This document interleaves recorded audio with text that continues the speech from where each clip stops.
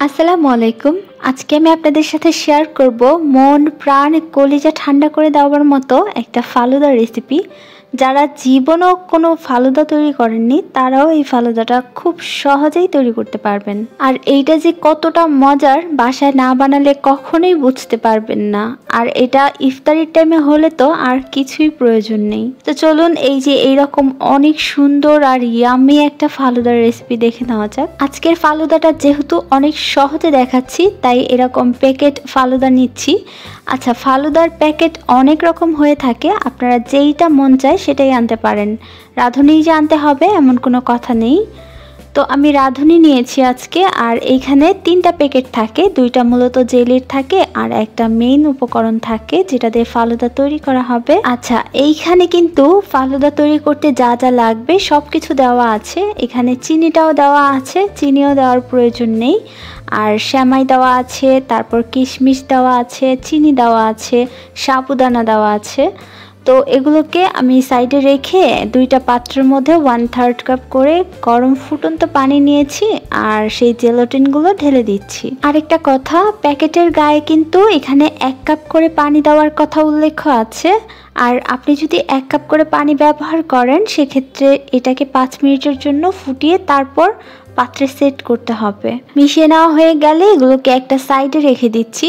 আর আরেকটা পাত্রে নিয়ে নিয়েছি 1 লিটার পরিমাণ পানি আর এর মধ্যে দিয়ে দিচ্ছি 1 কাপ পরিমাণ গরুর দুধ। আপনারা এখানে কিন্তু গরুর দুধও ব্যবহার করতে পারবেন।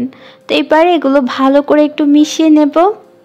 মিশিয়ে নেওয়া হয়ে গেলে যে মিশ্রণটা ছিল সেটা দিয়ে দিচ্ছি। দিয়ে এগুলোকে অনবরত নেড়ে চুলার আঁচটা ধরিয়ে দিয়ে এবার রান্না করতে হবে। সাবুদানা আর নুডলসটা যতক্ষণ না সেদ্ধ হচ্ছে ততক্ষণ এগুলোকে রান্না করতে হবে। এগুলো সেদ্ধ হতে হতে দেখবেন দুধটাও একদম কমেই যাবে আর গায়ে গায়ে লেগে আসবে। প্রায় 12 মিনিটের মতো হয়েছে আমি এগুলোকে রান্না করে নিয়েছি। এই পর্যায়ে দুধের ঘনত্বটা ঠিক আছে। এর থেকে বেশি যদি টানিয়ে ফেলি তাহলে কিন্তু এগুলো পরে আরো ঘন হয়ে যাবে। এবার একটা পাত্রের মধ্যে দুধটাকে ঢেলে নিচ্ছি। আমি আপনাদের একটু দেখিয়ে দেব এটার ঘনত্বটা কেমন। এই তো দেখুন, এটার ঘনত্বটা কিন্তু ঠিক এইরকম হবে। এর থেকে বেশি টানিয়ে নিলে পরে শক্ত হয়ে যাবে। এবার এটাকে আমি ফ্রিজে রাখবো 2 ঘন্টার জন্য। আর এদিকে জেলোটা কিন্তু সেট হয়ে গেছে, সেটাকে ছোট ছোট কিউব আকারে কেটে নেব। আপনারা এই ডেজার্টটা যতটা ঠান্ডা করে খাবেন ডেজার্টটা কিন্তু ততই মজা লাগবে। জেলোগুলোকে এবার একটা চামচের সাহায্যে এভাবে উঠিয়ে নিয়ে একটা সাইডে রেখে দেব।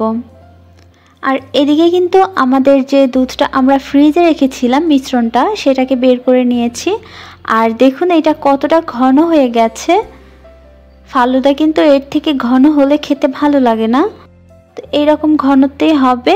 এবার একটা গ্লাসে আমি ফালুদাটা সাজিয়ে নিচ্ছি। আপনারা চাইলে যেইভাবে মন চায় এটাকে সার্ভ করতে পারেন। প্রথমে আমি জেলো দিয়ে দিলাম, তারপর ফালুদার মিশ্রণটা দিয়ে দিয়েছি, তারপর সবুজ জেলো দিয়েছি, আবারও ফালুদার মিশ্রণ দিয়ে, লাল জেলোটা দিয়ে আপেল দিয়ে দিচ্ছি, আবারও জেলো দিয়ে আবারও মিশ্রণটা দিয়ে দিয়েছি। এবার কলা দিয়ে দিচ্ছি। কলাটা দেওয়া হয়ে গেলে উপর থেকে আবারও মিশ্রণটা দিয়ে দিচ্ছি। এটা সম্পূর্ণ আপনাদের উপর ডিপেন্ড করে কিভাবে সাজাতে চাচ্ছেন। এবার উপর থেকে আইসক্রিম দিয়ে তারপর রুহ আফজা দিয়ে দিচ্ছি।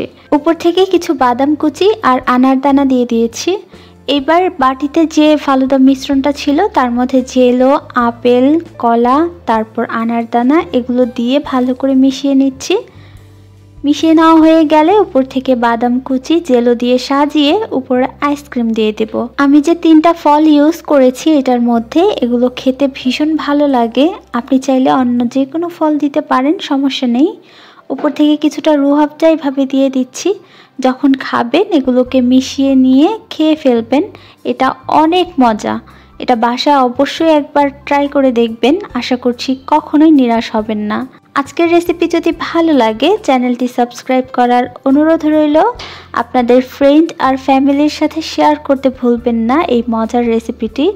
আজকে এখানে বিদায় নেব। ভালো থাকুন, সুস্থ থাকুন আর আমার জন্য দোয়া করবেন। আল্লাহ হাফেজ।